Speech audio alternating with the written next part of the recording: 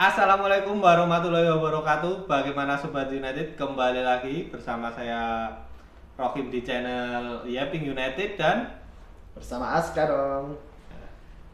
pembahasan kali ini karena Man United sedang libur, kita akan membahas tentang hal-hal teknis atau maksudnya bukan teknis, hal-hal di Isu. luar pertandingan ya, yang Ya. isu-isu tentang Manchester United yang sudah banyak di Twitter kita lihat. Walaupun Man United libur, tapi beritanya banyak sekali ya. Kita sebagai tim besar ini tiba-tiba banyak sekali berita yang Mungkin lebih tepatnya kita sebut King. ya King MU. Ya. Banyak banget berita-berita simpang siur yang Ya. tentunya menghebohkan kayak nggak mungkin atau iya Ya. atau ya sepertinya pemain-pemain itu nggak mungkin ke Manchester United. Nah, kita mulai dari berita yang pertama saja. Dari yang pertama kita mulai tentang ternyata Michael Carrick menjadi Manager of the Month ya, Mas Saska, untuk bulan Januari. Ya, kita tahu pada bulan Januari Michael Carrick menjalani 2 pertandingan, yaitu pertama melawan Manchester City dan kemudian melawan Arsenal yang Ya. dimenangkan oleh MU dengan kemenangan 2-0 dan juga 3-2. Menurut saya ini sangat layak ya Michael Carrick untuk posisi caretaker sementara baru ditunjuk dan langsung bisa memberikan hasil yang maksimal pada 2 pertandingan pertama. Ya, jadi sudah jelas Michael Carrick menjadi pemenang untuk Manager of the Month pada bulan Januari. Ya, menurut saya juga layak setelah badai Ruben Amorim yang kita seperti kapal terombang-ambing dan dipegang Michael Carrick di bulan Januari menjadi titik balik ya untuk kita sebagai fan Manchester United. Setelah lama kita tidak menang dari klub besar, kita 2 kali menang dari klub besar yaitu Manchester City dan Arsenal. Walaupun Arsenal klub besar, Ya. ya Arsenal kita Ya. mulai dari rival ya, Manchester City dan Arsenal. Menurut saya layak untuk Michael Carrick untuk menjadi Manager of the Month. Kalau kita lihat sendiri pada squad di bawah asuhan Michael Carrick ini ada nama pemain yang sangat berkontribusi besar untuk tim, yaitu seorang Bruno Fernandes. Ya, Bruno Fernandes. Yang mana kita lihat dia masuk ke dalam team of the season untuk sejauh ini. Oh ya, untuk Bruno Fernandes di lini tengah dari Europe top 5 Dari 5 liga besar, di Eropa. Bruno Fernandes masuk ya dalam lini tengah ya. Ya. Dengan rating 7,42. Di sini juga ada Declan Rice ternyata. Declan Rice pemain yang baik. Dan mengejutkannya ada Nico Paz ya. Nico Paz ini pemain muda dari Real Madrid. Benar. Bisa jadi opsi kalau United mau, tapi sepertinya dia, kalau dari berita sih dia ingin kembali ke Madrid lagi, Nico Paz ini. Tiga dari statistik ini sih bagus semua ini lini tengahnya dari Bruno Fernandes. Kalau kita lihat dari statistik Bruno Fernandes ini, Premier League Bruno Fernandes bermain 23 kali dengan 6 gol dan 12 assist.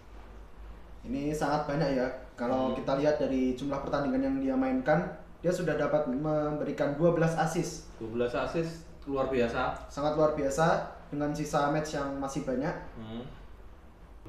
Dan jika kita lihat kontribusi Bruno Fernandes jika di total dari jumlah gol dan serta assist, maka telah mencapai 18 gol kontribusi, Ya, gol maupun assist. Ya, ini kalau kita lihat secara kontribusi Bruno, sepertinya tiap musim dia selalu memberikan kontribusi di atas 10 gol. Ya, Bruno pemain yang tidak pernah absen menurut saya dari sisi kualitas dan kehadiran atau Ya, bahkan injury sendiri dia ya, jarang. injury jarang. Bruno tidak pernah injury parah. Dia bisa selalu bisa diandalkan Manchester United di lini tengah. Menurut saya Bruno ini punya kualitas yang bagus dengan asist-asist seperti ini. Saya tidak kaget kalau dia masuk di 5 liga tadi ya, di lini tengah. Ya, benar. Tapi kalau dilihat sendiri untuk secara umur kan Bruno Fernandes ini sudah memasuki umur 31 tahun. Apakah ada kemungkinan Bruno Fernandes ini hengkang dari MU? Kemarin ada berita yang beredar Bruno Fernandes ingin hengkang ke Real Madrid juga. umur 31 tahun. Menurut saya kalau ada pengganti, menurut saya bisa dicoba opsinya. Tapi Bruno Fernandes sosok kapten penting di Manchester United. Untuk memastikan dia butuh pergi atau enggak itu terserah dia ya. Menurut saya kalau United perlu uang dia pergi sih. Ini sudah umur 31 di Premier League ya. Tantangan sangat berat pasti untuk Bruno Fernandes untuk bermain di top liga. Menurut saya kalau untuk dari dirinya sendiri mending ke Real Madrid sih. Ya, apalagi kalau kita ingat seorang Luka Modric masih bermain di Real Madrid hingga umur 38 atau 39 itu. Ya, sudah tua sekali. Jadi jika dilihat usia Bruno Fernandes saat ini, dia masih sangat bisa ya untuk bermain di liga-liga top Eropa. Ya, Bruno Fernandes punya kapasitas itu menurut saya. Kalau misal Bruno Fernandes pergi, opsi yang terbaik untuk Manchester United menurut Mas Aska siapa? Kalau saya lihat-lihat dari berita juga, mungkin menurut saya ya, menurut Mas Aska opsi terbaik pengganti Bruno ini siapa kalau Bruno jadi pergi? Kalau saya lihat-lihat dan juga mengikuti berita baru-baru ini ya, itu ada nama yaitu seorang gelandang dari Arsenal, Martin Odegaard ya, yang sempat saya dengar ini dia ada sedikit ribut dengan Mikel Arteta. Odegaard ini menurut saya kan kalau kita dulu andai-andai kan secara ranking kan masih Bruno, Kevin sama Odegaard ya. Ya, Bruno dan Kevin ada di satu tingkat yang sama ya. Di Arsenal dia juga main sebagai cadangan karena habis cedera. Dimasukin di babak kedua. Menurut saya untuk seorang kapten dimasukin di babak kedua setiap saat sih memang mengganggu mental ya. Dan maka dari itu kelihatannya dia bertengkar dengan Arteta. Untuk pengganti menurut saya Odegaard sih menurut saya sulit sih. Mahal pasti. Kalau untuk agar dapat mengganti peran yang sama seperti Bruno Fernandes, apakah itu berarti akan sedikit susah untuk seorang Martin Odegaard? Menurut saya kalau bisa Martin Odegaard bagus. Kalau masih punya itu ya. Martin Odegaard sering cedera sepertinya. Karena dia habis cedera, dimainin di babak kedua di Arsenal itu. Menurut saya kita harus cari opsi yang lain sih. Martin Odegaard kalau MU bisa dapat sih itu bagus banget. Terus ada berita lagi, MU ngincer McAllister, itu menurut saya juga kayak ini berita-berita ini beneran atau enggak? Itu sulit banget untuk klub rival diincar gelandangnya itu. Sulit banget itu sepertinya nggak akan terjadi. Jadi kalau opsi di lini tengah menurut saya Bruno bagus, tapi untuk sekali berbruno di Premier League saya belum tahu sih, belum ada menurut saya. Ya karena kita lihat untuk rumor sendiri nggak cuma Martin Odegaard ya, ada juga kayak McAllister dan juga Cole Palmer. Ya dia juga sempat ada berita bahwa diincar MU juga untuk menjadi pengganti seorang Bruno Fernandes. Karena kita lihat ini untuk berita baru-baru ini saya lihat seorang Bruno Fernandes ini juga diincar oleh klub sebesar seperti Bayern Munchen. Bruno Fernandes ini ya emang banyak yang mau sebenarnya karena sudah di penghujung karirnya kan ini menurut saya di 30 ini. Kalau untuk Premier League umur segitu sih menurut saya sulit. Sudah mulai susah ya. Sudah mulai turun seperti Mo Salah kita lihat ya umur 30 sudah musim mulai ini sangat jomplang. Padahal musim kemarin bagus banget kita tahu Muhammad Salah. Jadi kalau berkaca dari kasus itu Bruno sih harusnya kalau dia mau dominan bagus banget, tapi kalau dia mau pergi ya menurut saya ada Bayern Munchen ada Real Madrid mungkin, ada Liga Arab mungkin cari uang. Banyak klub juga seperti yang mampu membayari seorang Bruno Fernandes. Gajinya juga mahal di Manchester United. Kalau dia perpanjang kontrak sih menurut saya bisa nyentuh. Tapi setidaknya gaji dia masih sesuai dengan performa yang diberikan. Tidak seperti pemain-pemain dulu yang kita miliki seperti Jadon Sancho. Jadon Sancho itu kita bayar doang itu, nggak ada kontribusi. Oke, kalau kita lihat untuk pemain lain yang sedang diincar itu ada untuk pemain back itu ada seorang Federico Di Marco dan juga Pierre Kalulu. Federico Di Marco gelandang Inter bagus, gelandang back Ya. Inter bagus. Kalau mungkin kalau MU mau sih menurut saya ini nama besar ya menurut saya di Serie A, tapi masih bisa kalau Serie A menurut saya tidak terlalu mahal Serie A. MU mungkin bisa mengambil Di Marco, tapi untuk usia sepertinya Di Marco matang ya. Iya, 28. Sudah matang, mungkin 1-2 season sih mungkin menurut saya. Biasanya sih menurut kriteria pemain MU ini yang sekarang Ineos mau itu sebenarnya muda ya, berbakat, muda dan murah. Nah itu mau betul MU. Tapi kalau Di Marco di matang mungkin untuk menambah pengalaman tim baik Di Marco menurut saya. Di sisi bek kanan dan kiri kan kita kekurangan ya. Ya, apalagi kita tahu seorang Luke Shaw juga sudah berumur, sudah mungkin tidak bisa dipaksakan sebagai seorang bek kiri lagi. Dan juga ada Patrick Dorgu yang mungkin lebih cocok untuk dimainkan lebih ke depan ya. Jadi untuk untuk pemain bek kiri sepertinya MU masih membutuhkan pemain yang baru. Kemudian untuk bek kanan kita lihat Diogo Dalot harus ada pengganti menurut saya. Diogo Dalot. Tapi 4 back menurut saya Diogo Dalot bisa ke performanya yang di zamannya Ten Hag menurut saya. Tapi ya Diogo Dalot lah. Terkadang bisa bagus, terkadang ya bisa lucu. Something may be good, something may be shit mungkin. Jika kita lihat di squad Manchester United saat ini ada fun fact sebenarnya. Diogo Dalot mengupload video untuk next fixture pertandingan salah. Sebenarnya itu salah. Dikira minggu ini tuh nanti minggu depan sudah semangat Diogo Dalot. Menurut saya ini mental yang baik. Ini mental yang luar biasa. Yang luar biasa untuk Diogo Dalot ya, terlalu bersemangat ini Diogo Dalot sepertinya.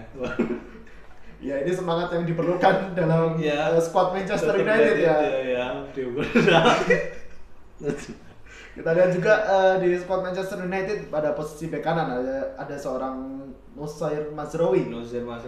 Tapi mungkin untuk kedalaman squad saat ini kita membutuhkan pemain lagi ya untuk di posisi bek kanan. Di bek kanan ada Noussair Mazraoui, Diogo Dalot. Noussair Mazraoui ini sering cedera sebenarnya. Ya, sayangnya sering cedera. Attackingnya bagus, defense-nya sisi kanan kita emang defense ada sedikit masalah ya di sana. Untuk penyerangan sih tidak masalah menurut saya. Dan karena itu Manchester United juga mengincar seorang Pierre Kalulu dari Juventus. Dia masih berusia pemain muda. Dia masih 25 tahun, di posisi bisa di bek tengah maupun di bek kanan. Ini bukan nama yang besar ya sebenarnya Pierre Kalulu ini, tapi punya potensi. Kalau Manchester United tidak mau pemain akademi karena seperti akademi kanan kiri kita sudah habis. Pierre Kalulu bagus untuk pengganti sementara. Sebenarnya kita butuh nama besar sih harusnya. Ini pemain muda semua di lini belakang. Sepertinya cuma ada Harry Maguire ya yang menjadi tetua ya. Dan yang masih Luke Shaw mungkin. Ya. Walaupun Luke Shaw ini sepertinya sudah tidak lama lagi. Dia sudah, fun fact ya, ini Luke Shaw ini sudah berada di Manchester United selama 11 tahun. 11 tahun, longevity dulu. Dari zaman mulai Jose Mourinho, atau dari sebelumnya lupa. Itu kemudian sempat cedera parah. Cedera parah banget itu. Iya, kemudian putus. Hingga berapa? 1 tahun. Lama lah. Tapi bisa kembali ke top performing ya. Iya. Luke Shaw ini. Dan kemudian kita lihat juga di posisi back sepertinya yang masih cedera ada seorang Matthijs de Ligt ya. Matthijs de Ligt ini sepertinya cederanya cukup lama. Ya, cedera punggung ya di bagian bawah. Matthijs de Ligt untuk sebenarnya kalau Maguire seperti pertandingan kemarin, Matthijs de Ligt mengganti yang bagus sih menurut saya daripada Leny Yoro. Walaupun Leny Yoro juga punya kualitas ya. Dari dua itu menurut saya kalau ada Matthijs de Ligt kita lebih nyaman gitu untuk kalau pemain ini nggak perform kita bisa ganti dengan cepat gitu. Dan sepertinya untuk Leny Yoro ini sepertinya untuk saat ini masih lebih cocoknya jika bermain bersama Matthijs de Ligt. Kalau kita ingat di awal-awal season ini Matthijs de Ligt bersama Leny Yoro itu karena Lika sempat itu ya. Sempat solid sebelum akhirnya performanya menurun. cedera juga itu kan di Euro pernah. Ya. Untuk di sisi belakang sih kayaknya kita harus beli satu lagi sih menurut saya. Kalau Eden Heaven bisa ke top performing untuk Premier League menurut saya nggak usah beli, tapi kalau Eden Heaven tidak bisa diharapkan, kita harus beli lagi sih. Iya, karena kita mengetahui juga jika pemain di belakang Manchester United itu ternyata banyak banget ya kita belinya kalau dipikir-pikir ya. Injury proven itu. Kalau Manchester United menurut saya di musim yang akan datang ini kayaknya belinya nggak 3 pemain atau 2 pemain sih, menurut nggak sampai 4 sih. Menurut Bang Rokim sendiri untuk musim selanjutnya pemain-pemain posisi mana saja yang akan diincar oleh Manchester United? Pemain tengah pasti harus datang satu, nama besar harus pengganti Casemiro. Iya, sama backup 1. Sterling di depan kita tidak perlu di depan. Nah, berarti tengah sama belakang. Kanan kiri ya itu. Iya, benar. Ya itu. Kemudian kita lanjut juga, ini ada pemain tengah yang juga sedang cedera, yaitu seorang Mason Mount. Nah, ini saya suka banget pemain ini sebenarnya. Untuk 3-4-3 pemain ini bagus banget menurut saya. Ruben Amorim, dia jadi motor lapangan. Kalau untuk 4-2-3-1 ini di era sebelumnya di Ten Hag, dia ketutup Bruno ya. Apakah kalau Bruno pergi dia bisa pengganti Bruno? Bisa menurut saya, tapi nggak sekreatif Bruno. Dia punya seperti energi untuk semua sisi lapangan ya. Tapi injury prone ini yang menurut saya kalau kita mau coba Mason Mount lagi agak riskan sih menurut saya. Iya. Dan kita mendapatkan kabar baik ya, sepertinya untuk Mason Mount sendiri akan segera kembali secepatnya, karena kita dapat pesan dari Carrick, yaitu mengatakan bahwa Mason mungkin bukan untuk hari Selasa, mungkin setelahnya, tetapi pasti pergi ke pertandingan Everton. Dia akan kembali. Untuk tanggal kembalinya berarti kemungkinan besar itu di tanggal 23 Februari ketika melawan Everton. Iya. Menurut saya kalau Everton low block, sulit sih ini pemain. Mungkin nanti bisa diduetkan bersama Bruno Fernandes nanti masuk sebagai pemain pengganti. Di zaman Ten Hag sih tabrakan ya mereka di lini tengah. Menurut saya kalau kita bisa curi poin, low blocknya sudah kembali ke setting awal, kita bisa masukin Mason Mount. Menurut saya Mason Mount nggak bakal main di starter sih menurut saya. Jelas, karena barusan kembali dari cedera. Untuk lawan Everton, kalau kita bisa curi poin, Everton tidak low block, wah Mason Mount bagus itu. Tapi apakah mereka berdua ini cocok Bruno Mason Mount seperti zaman Ten Hag? Bruno dimainkan di kanan, Mason Mount di tengah, itu kan tabrakan banget karena Bruno sering ke tengah lagi ya. Switch. Sebenarnya Mason Mount bisa kan di kanan, tapi nggak terlalu kanan, nggak terlalu sayap. Seperti 4-3 kan di tengah sebenarnya kanannya. Ya kita berdoa yang baik untuk Mason Mount ya. Semoga bisa kembali ke top performing dan tidak kembali injury ya. Walaupun sulit itu dari pengalaman kita di injury terus ya. Oke, sekarang kita lanjut. Ada juga pemain bernama Patrick Dorgu yang sedang cedera. Patrick Dorgu sangat diharapkan kembali di tim ini ya, karena kalau kita melawan dengan gelandang-gelandang lawan, kalau kita melawan gelandang-gelandang lawan yang baik kan, dia kan kalau main di depan pressingnya bagus daripada Matheus Cunha. Menurut saya dia masuk dalam skemanya Michael Carrick. Ya. Menurut Dorgu berapa lama baliknya? Untuk Dorgu sendiri, ini ada komentar dari Michael Carrick. Untuk kemungkinan besar mungkin bisa baru kembali itu di bulan April. Masih lama ya. Lama sekali. Mulai kita harus cari opsi lagi sih menurut saya. Ya untuk di posisi kiri karena Matheus Cunha sih sebenarnya. Iya, ya ada Matheus Cunha, namun kita juga April itu kita berarti lawan Bournemouth lah. Itu belum atau udah lawan ini Newcastle baru kan? Harusnya udah lawan habis Newcastle. Aston Villa harusnya sudah baik. Menurut saya untuk Everton ini kita tidak terlalu membutuhkan atau pengen banget Dorgu balik. Di partai habis Crystal Palace kita baru butuh dia menurut saya. Jadi untuk 10 bulan dia absen sih menurut saya tidak apa-apa. Namun tetap kalau bisa tetap kembali lebih cepat ya. Lebih cepat sih. Dia kan masih muda juga ya. Recovery harusnya lebih cepat sih. Dan kita juga butuh pelapis untuk di posisi kiri lebih banyak jika seandainya seorang Matheus Cunha nanti. Karena masuk non. Untuk Mason Mount saya pikir lebih baik di tengah ya. Dia agak suka Mason Mount. Bukan begitu, tapi saya lebih melihatnya Mason Mount ini lebih bagus jika bermainnya di tengah dan bermain sebagai pemain pengganti, karena saya juga khawatir ketika dia bermain menjadi starter dia akan kembali cedera. Mason Mount sih menurut saya bisa ya. Kita tahu di pertandingan sebelumnya kan Mason Mount Bruno ini punya koneksi yang bagus walaupun sering tabrakan. Dia mencetak gol kan di itu lawan City. Oh, dianulir. Saat lawan apa ya? Tahu nggak? Dan dia dari belakang Bruno, Mason Mount offset trap-nya nggak kerja karena dia masuk lebih awal. Iya itu waktu lawan apa ya? Saya lupa juga. Iya. Menurut saya kalau Mason Mount bisa jadi opsi, Matheus Cunha. Atau mungkin kita juga masih ada pelapis yang lain yang mungkin sudah jarang terlihat. Ya? Bukan. Tyrell Malacia. Pak men. Tyrell Malacia nggak usah disebut ya. Tyrell Malacia itu udah menurut saya dia dibuang di PSV, nggak ngapa-ngapain tapi dapat piala kayaknya. Dapat piala. Udah. Kembali kayak itu juga nggak ngapa-ngapain lagi. Menurut saya sudah cukup untuk pemain itu ya. Mending saya kalau dia tak kira bilang ada pelapis Lesi mungkin oke banget.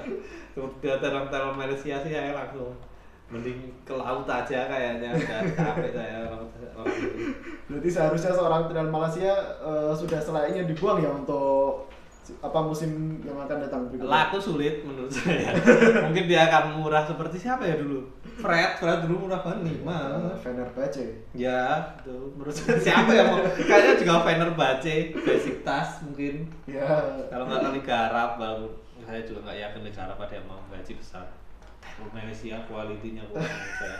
Kok bisa Ten Hag datengin gerbongnya kayak gini ya? Ya, atau mungkin dari pemain akademi seperti yang tadi Bang Rocky bilang, yaitu Lesi menurut saya untuk sisi dribbling bagus, tapi untuk ketenangan kurang ya dia. Dia kan marah kan, kartu kuning kan karena bola karena frustasi kan, menurut saya nggak bisa bongkar kan itu. Ya mungkin ini masih bisa dilatih ya untuk secara emosi dan juga ego. Masuk di menit 90 bagus lah sih. Bisa. Baik, begitu untuk berita update mengenai Manchester United. Kita akan bertemu di episode selanjutnya. Wassalamualaikum warahmatullahi wabarakatuh. Bye bye.